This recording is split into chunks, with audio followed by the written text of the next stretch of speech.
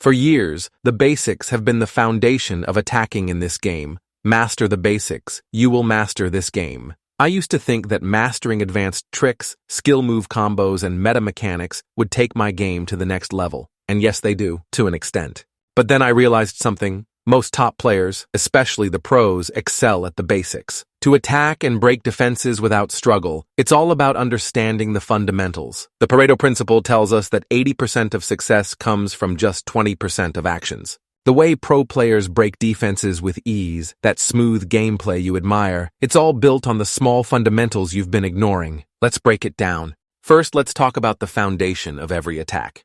Passing positioning. Before making a pass, your positioning matters. Your player should be facing the receiver to ensure accuracy. This is the first skill you have to master when learning the game.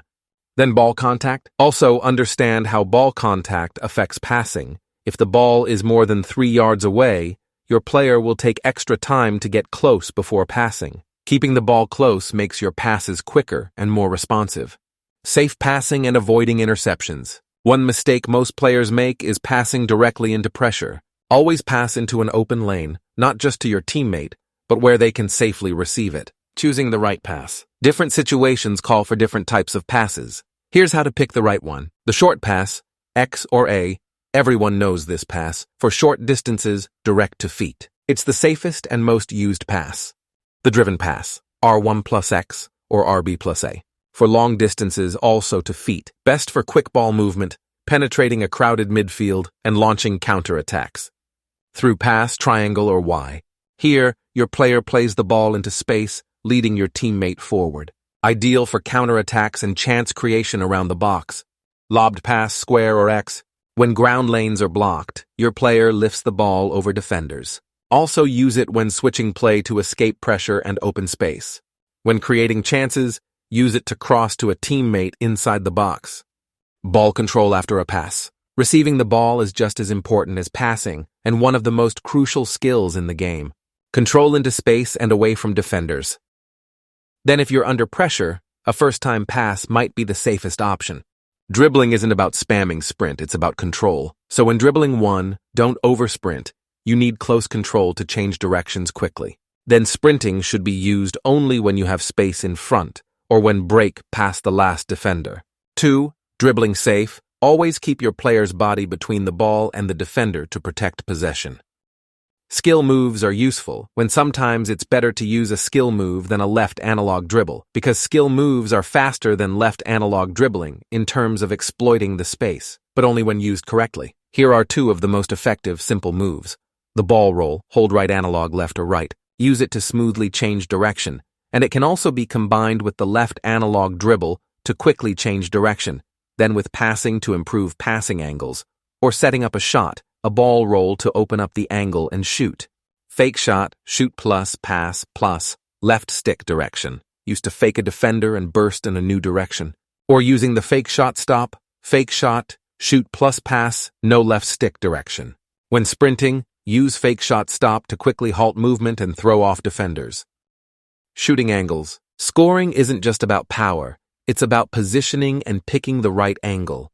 Positioning and touch setup. Before shooting, face the goal. A good touch to set up a shot can improve accuracy.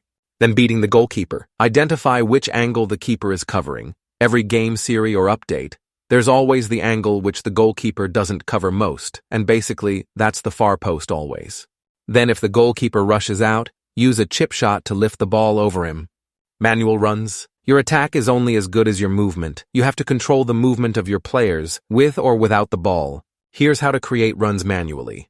The pass and move, L1 plus pass or LB plus pass, sends your passer on a forward run, and he runs in a straight line. Then the L1 trigger runs, L1 or LB plus left analog to select the player. This makes off-ball players run forward. Calling players short, R1 or RB plus left analog to select the player. This call your off-ball player close to receive the ball. Normally used to bring wingers or midfielders closer to create better passing options. Understanding formations. This is so important, and you have to give it your undivided attention. Formations define how your team attacks and defends. Learn how players position themselves. Know where your teammates will be when you attack, the wingers, the midfielders, strikers, and fullbacks.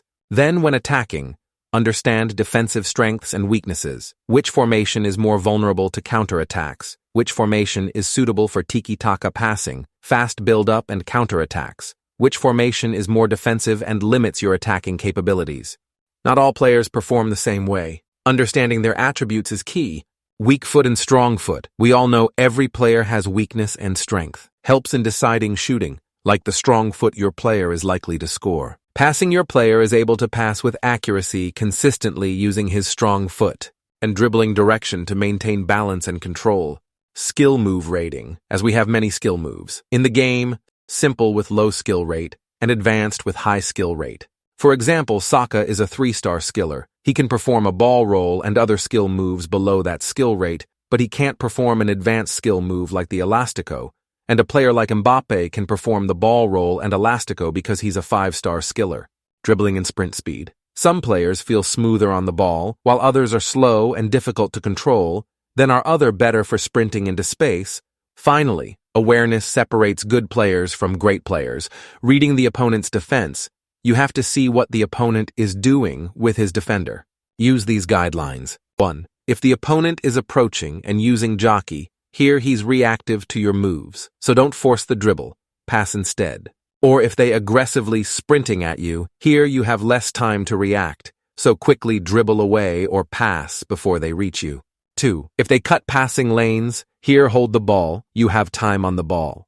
Or maybe you can even look for a different option. These fundamentals are what separate good attackers from great ones. But here's the problem. The basics have changed. What worked in FIFA 23? It's no longer enough in FC25. In the next video, I'll show you why these basics are now for players who are just learning the game and how to upgrade them for FC25. If the video is out already, you can click top right or check link in the description. See you there.